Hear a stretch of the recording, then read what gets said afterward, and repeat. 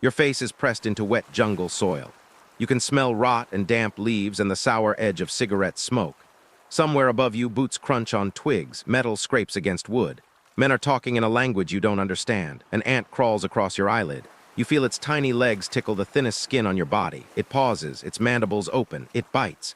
Every nerve in your face explodes with the urge to flinch. You do nothing. Another ant joins it, then another.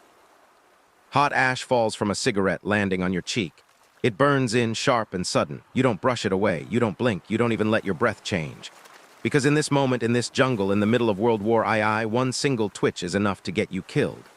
So here's the question: if your survival depended on becoming a statue, utterly, perfectly still, for minutes that feel like hours, could you do it? This is the story of a downed American pilot in the Pacific War. We'll call him Jack Miller. His name could be a dozen different names from the rosters of 1943 and 1944. Farm boys, city kids, sons of mechanics and school teachers, all suddenly thrown into the sky over the largest ocean on Earth. But what happened to Jack wasn't about flying at all. It was about what he did by doing absolutely nothing, after his war in the air came crashing down into the jungle. And it's about something you don't usually hear in war stories, the kind of courage that never moves, the kind that doesn't charge a hill or storm a beach, the kind that has to override 2 million years of evolution just to stay invisible. So how does a human being turn off their own instincts? How do you fight your brain when it's screaming at you to move?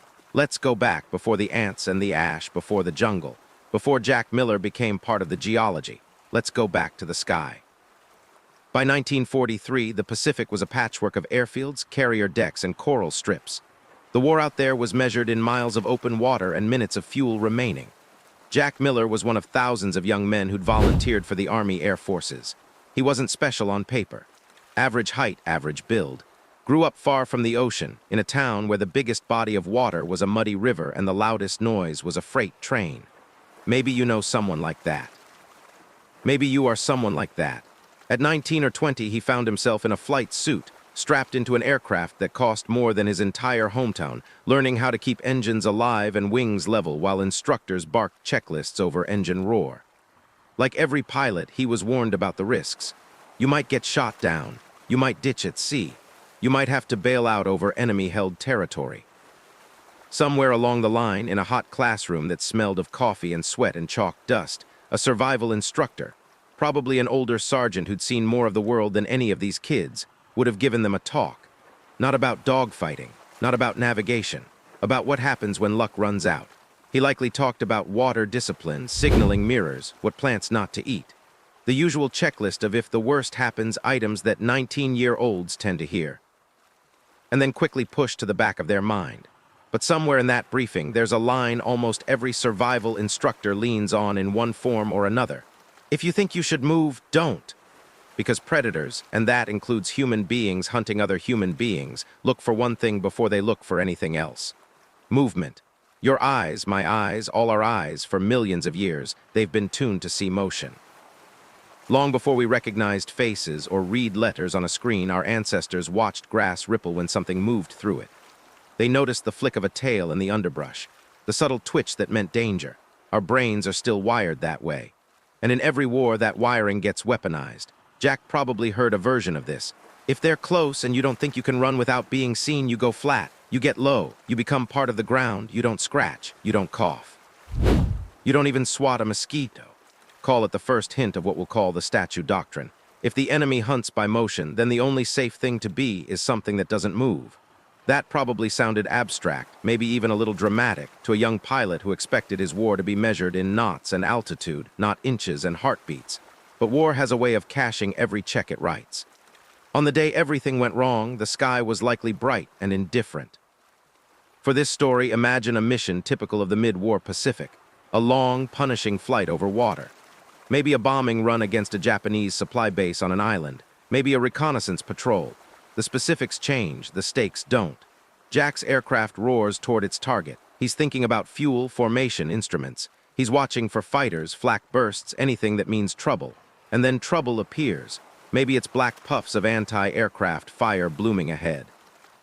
Maybe it's thin silver fighters cutting sun streaks through the sky. In any case, the calm at altitude shreds into chaos. Metal clangs, the aircraft lurches. A rivet line pops, and what had felt like a solid extension of his own body suddenly feels fragile and mortal. Pilots described this moment in simple, almost bored language. We took a hit. What those 3 words really mean is flying machine turning into falling machine. Jack feels a shudder through the airframe. Warning lights glow where they shouldn't. The steady roar of the engine turns rough, then uneven. He smells smoke. Every second now counts. His training jumps in, diagnose, feather the prop, trim the controls, check for fire, but war doesn't care how many checklists you memorized. The engine dies, or the wing is too badly torn, or the controls are shot. The aircraft starts losing altitude, and no amount of willpower can keep it in the sky. What would you be thinking at that moment? Would you pray? Swear? Go perfectly calm. Jack has maybe a minute to work the problem, then maybe 30 seconds, then no time at all. At some point, he makes the choice no pilot ever wants to make. He gets out. Whether he went down with his aircraft into the trees or bilayed out, either way, the sky spits him out into a world he's not trained for. The impact is brutal. Every downed airman's story includes the same ingredients: disorientation, sudden silence after noise, a kind of stunned disbelief. Jack comes to his senses in a place that minutes ago was just a green smear on a map. Now it's his entire universe. Tall trees block out most of the sky. The air is thick, wet, and full of unfamiliar sounds: insects, birds, the distant crash of surf on coral, or the heavy thump of something moving through undergrowth. He's alive. That fact alone is a small miracle. But he's also in enemy territory. There's fuel and oil on his clothes. Maybe small cuts, a twisted ankle, bruised ribs. His parachute, if he used one, is a bright white flag against the green. His plane might be burning like a torch not far away. And people will be coming. Think about that transition. 5 minutes ago, Jack Miller was a combat pilot in control of a machine with hundreds or thousands of horsepower, part of a vast war effort. Now lying in the dirt, heart pounding in his throat, he is prey. What do you do first? Do you run? Do you hide? Do you try the radio? Do you look for water? Every move from now on has to answer one question. Does this make me more visible or less? In the Pacific War, Japanese forces were under orders to track down and capture or kill enemy airmen who crashed within their reach. Stories of what happened to some of those prisoners filtered back in fragments. They were not reassuring. Jack knows this in the background of his mind, so he doesn't have time to panic. He scans the jungle around him, looking for cover. He finds it in the simplest, oldest possible place, the earth itself. A shallow depression, maybe where a tree root once was, maybe just a natural hollow in the uneven ground. To anyone walking past, it looks like nothing. A dip under some tangled vines, a pause in the forest floor. To Jack, it's the difference between a straight line and a dotted one. He crawls into it, feeling roots dig into his ribs. The smell down there is stronger. Rot and soil and old leaves turning back into dirt. He pulls whatever he can reach over himself. Ferns, loose fronds, a fallen branch. He presses his cheek against the cold, damp ground. Somewhere not far away, men are shouting. Voices, excited, sharp, the crackle of brush being pushed aside. Maybe he hears the single sound that turns fear into urgency, a shot fired into the air. Not at him, just a signal. But it means they're coordinated, they're coming. His heart is a drum in his ears. His body wants to move, to get deeper into cover. To find a better hiding place. Then that old, half-dismissed survival briefing kicks in. If you think you should move, don't. Right now, moving is the thing his brain has evolved to do when it feels threatened. But right now, movement is exactly what those men are looking for. This is where the statue doctrine stops being theory and becomes his only strategy. He flattens himself as much as he can, hands by his sides, face turned slightly so he can breathe without moving too much, eyes half-lidded. Here's a question for you. Have you ever tried to stay completely still? Not just don't get up from your chair, but absolutely, totally motionless. Try it sometime. Set a timer for 2 minutes. No scratching, no shifting your weight, not even licking your lips. It hurts. Your nose suddenly itches. Your leg tingles. Your muscles start sending little pulses of discomfort, demanding attention. Your brain, always looking for something to do, fixates on every tiny sensation. Now imagine doing that, not in a quiet room, but while armed men are searching for you, while any tiny move might catch someone's eye. As Jack lies there, the jungle sounds grow louder and more specific. Boots, not American boots. Different rhythm, different weight. Branches snapping. The dull metallic clink of a rifle sling. He can't see them yet, but they're close. His world narrows to a single, simple rule: do not move. Here's where we need to talk about something we usually take for granted. Your body's reflexes exist to keep you alive. You touch something hot, you pull back before you even consciously know it's hot. A loud bang goes off nearby. You flinch, duck, bring your hands up toward your head. These aren't bad habits.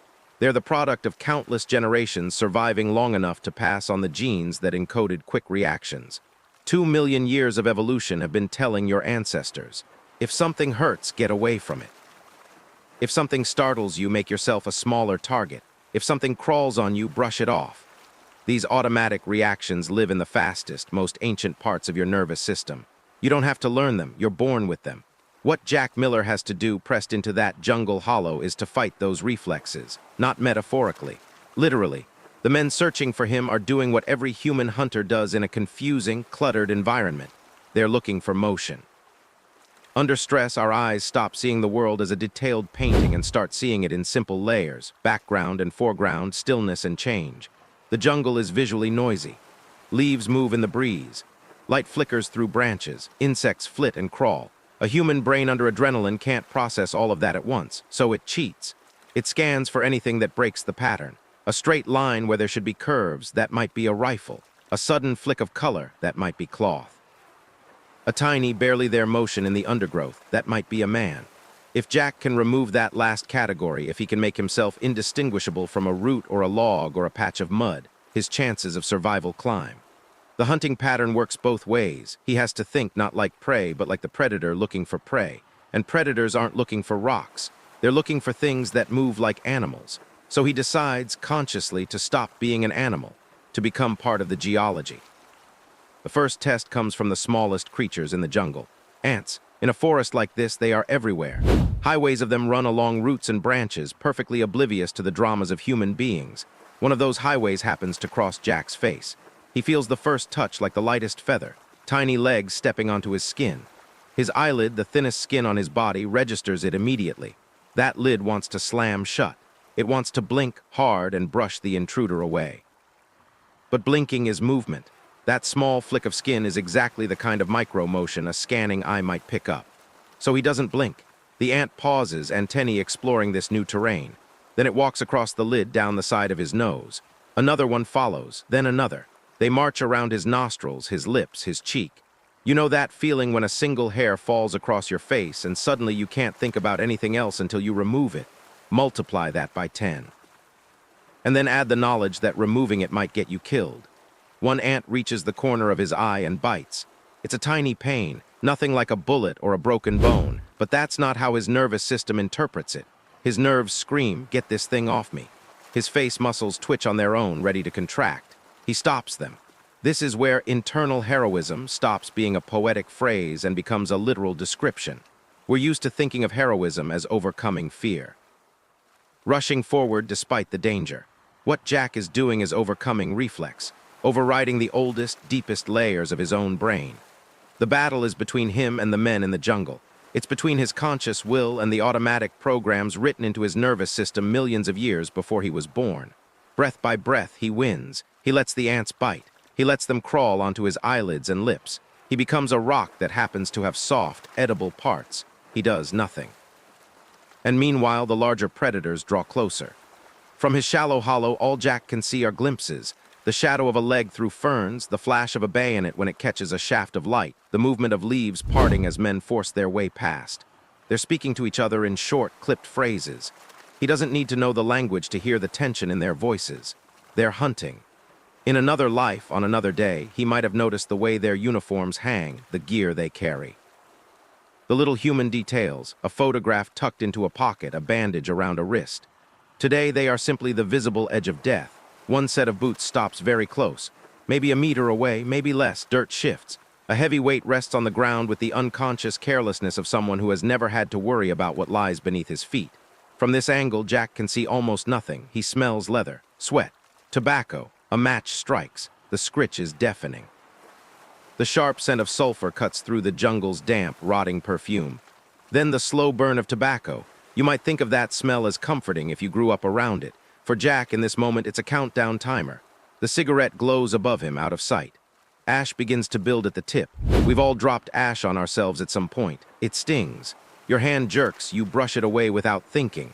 But he can't brush anything away. The glow at the end of that cigarette is a small, burning star, and it's orbiting somewhere above his concealed body, pulled downward by gravity and random chance. He feels a small tickle on his cheek. A fleck of ash lands. It sits for a second, then the heat travels inward. Sharp, localized pain. Every instinct says, pull away. A muscle in his jaw starts to clench. His neck wants to move. He does not move. This is where the idea of courage shifts again. We like big gestures. The man who leaps on a grenade. The woman who runs into a burning building. Those are enormous actions. Here, Jack's courage is measured in micro-actions that never happen. The flinch that doesn't happen, the blink that doesn't happen, the jerk of a hand that never comes. How do you show that in a medal citation? How do you explain to someone after the war that the bravest thing you did looked like nothing? The cigarette drops more ash. Smoke drifts into his nostrils. He wants to cough. He doesn't. The soldier shifts his weight. The boot near Jack's face turns. For an instant, maybe that man's eyes pass over the exact patch of ground where Jack lies. What does he see? Leaves, mud, roots, nothing moves. His brain, overloaded with stimuli, discards the patch as uninteresting. He looks elsewhere. Jack feels but doesn't see the moment when the danger lessens. Bootsteps move away. He's not safe, not yet. The patrol is still nearby, but the closest, most immediate threat has ebbed. If you or I were in that position, what would we feel? Relief, a rush of adrenaline. Jack feels one overriding impulse. Get out of this position, move, run. His muscles are trembling, not enough to show yet, but the strain of absolute immobility is starting to tell. He denies them. What makes this so hard isn't just the pain or the fear, it's the time. In most action scenes we see on screen, everything happens fast. Gunfire for a few seconds, a sprint across open ground, a shouted order. The human nervous system is good at short bursts. We can push through 10 seconds of terror with what feels like superhuman strength. But what Jack faces in that hollow is not 10 seconds. It's minute after minute after minute. We don't know exactly how long he lay there.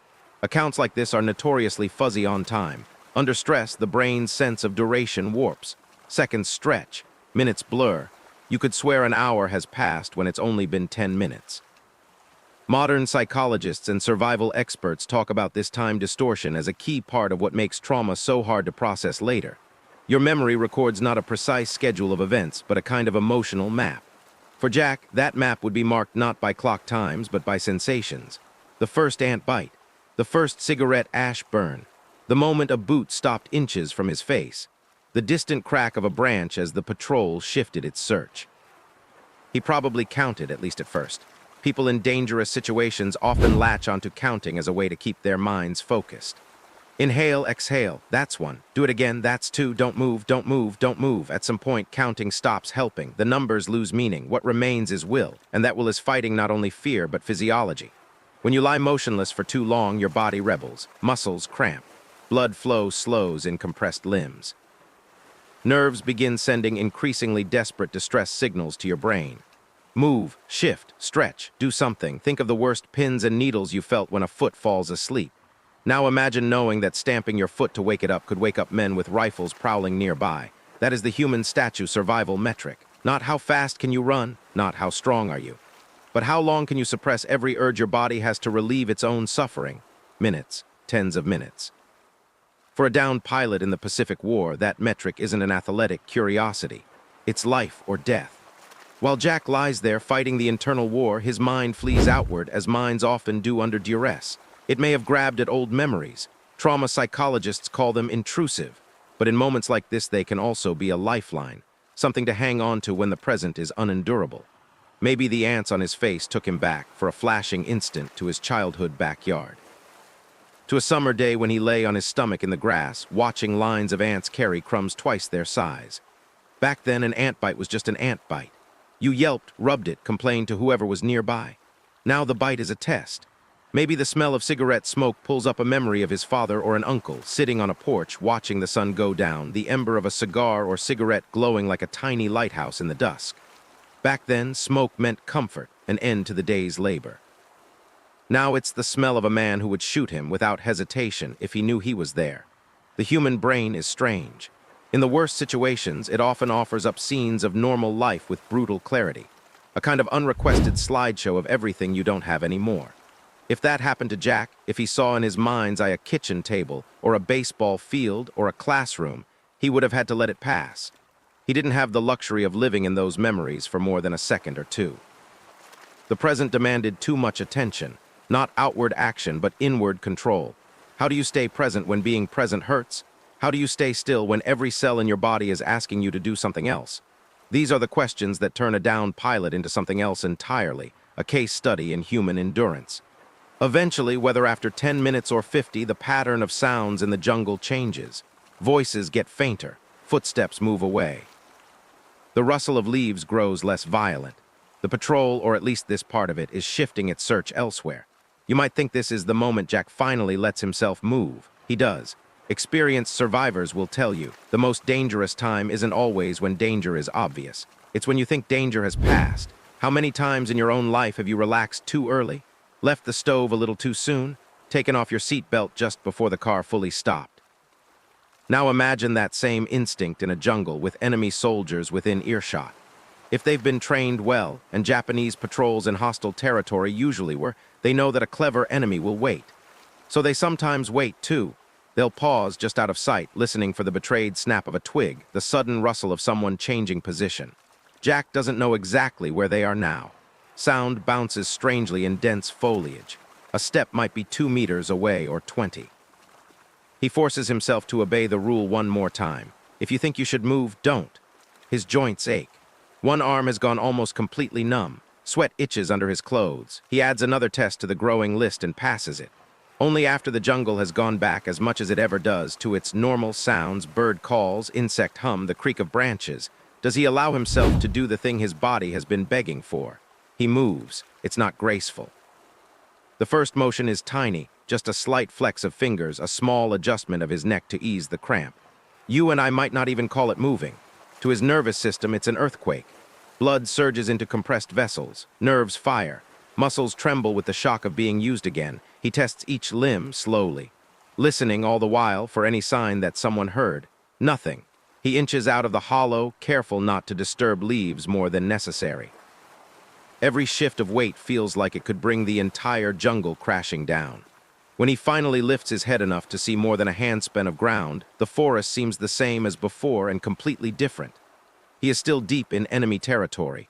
He is still alone. He still has to figure out how to get from this patch of dirt back to friendly lines or open water where a rescue plane might find him. But something enormous has already happened. He has outlasted a hunt, not by outrunning it. By outweighting it. By becoming, for a small but measurable slice of time, less like an animal and more like a stone. We could end the story here on that moment of first motion. We could tell you that eventually he made his way to the coast, used fragments of survival training to collect water, maybe fashioned a signal that a passing PBY Catalina or a patrol boat saw. We could fill in the rest with the usual rhythms, debriefings, a quiet trip back to base, maybe a half-hearted attempt to describe to someone else what those hours in the jungle felt like. But the heart of this story isn't the extraction, it's the stillness. So let's stay there for a moment and ask, what do we do with a story like this? How do we fit it into our usual way of thinking about war and about courage? We're used to narratives where heroes act. They throw themselves on grenades, drag comrades out of burning vehicles, charge machine gun nests. Those stories are true and they matter. But they're only one kind of bravery. Another kind looks like this. A man lying in the dirt letting insects chew on his face and hot ash burn his skin because he has decided that his own comfort, his own pain, his most automatic reflexes are less important than not being seen. No medals for not scratching your nose. No commendations for not coughing. And yet inside that still body, a war is raging. Conscious thought versus reflex. Long-term survival versus short-term relief. The planning brain versus the animal brain. Modern survival instructors and psychologists look at cases like Jack's as extreme examples of what they try to teach in more controlled environments. Snipers learn to stay motionless for hours, sometimes days, enduring insect bites, cramps, numbness. Special Forces soldiers practice hides where they become indistinguishable from the terrain. Pilots are still told in various forms that movement attracts attention, that sometimes the hardest thing to do is nothing. We could give this capacity a name, the human statue survival metric. How long can you remain from the outside, indistinguishable from an inanimate object, while your inside screams at you to stop? How much internal heroism can you muster for the sake of external invisibility? You'll never see a chart for that on a recruiting poster. But if you're unlucky enough to be shot down behind enemy lines, miles from help, it's one of the most important abilities you can have. There's one more layer to all this, and it has less to do with war than with what we think we know about ourselves. We like to imagine that our conscious minds are in charge, that if we decide to do something or not do it, that decision is sovereign. Stories like Jack's remind us that this isn't quite true. A huge amount of what we do day to day is driven by automatic patterns. You pull your hand off a hot stove before you think that's hot. You blink at sudden light. You twist away from something that looks like it might hit you. In most circumstances, these reflexes are good. They keep us alive. But extreme situations, like a man hiding from armed patrols in a jungle, ask a different question. Can you, for a short time, seize the controls back from those ancient systems? There's a cost. Hurts. It goes against everything your body thinks is wise, and you have to pay that cost with no guarantee of reward. You can lie perfectly still, endure all of it, and still be found, still be captured or killed. Jack didn't know lying in that hollow that his suffering would be worth it. He did it anyway, not because he was fearless. No one in that position is without fear, but because in the math of his situation, the equation was brutally simple. Move equals maybe seen equals likely die. Be a statue equals maybe not seen equals maybe live. So he staked everything on a maybe, and enforced that bet not with a weapon or a speech or a sprint, but with stillness. When we zoom back out from that jungle, when we place Jack Miller's story alongside thousands of other stories from World War II, it might feel small. No great battle turned on this moment. No general's strategy depended on one downed pilot surviving a few hours behind enemy lines. But that's one of the tricks of history. The big arrows on campaign maps are made up of countless tiny, invisible acts. Some are dramatic and obvious. Some look from the outside like nothing at all. Yet they all matter because they tell us what human beings are actually capable of, how far and in how many different directions we can stretch the word courage. So after hearing about Jack lying there, ants on his eyelids, ash burning into his skin, boots just inches away. Ask yourself, what would you have done? Could you have stayed that still? Could you have overridden the hardwired reflexes that have kept your ancestors alive for millennia? We all like to imagine ourselves as heroes in motion. Maybe after this we should also ask whether we could be heroes in stillness. Because sometimes, in the darkest corners of war, the bravest thing a person can do is to become part of the geology and stay that way.